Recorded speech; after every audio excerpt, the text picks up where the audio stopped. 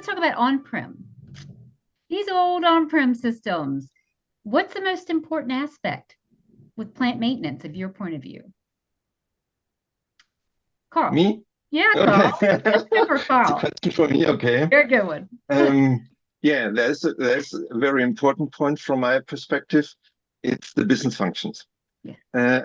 I suggest to activate the business functions because developments and improvements are not delivered by a system upgrade, but by delivering business functions, and they must be activated.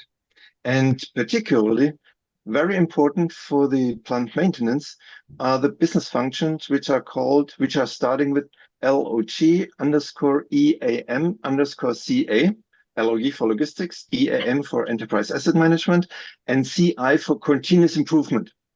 And continuous improvements are developments that improve the usability. And therefore, from my perspective, it's very important to activate these business functions. Currently, my consulting work focuses on a so-called 360-degree review. And these reviews show often that not a single business function is activated. And this means the customer is working on a system that is approximately 18 years old. 18 years, because 28 SAP started delivering business functions. But unfortunately, this is the sad reality.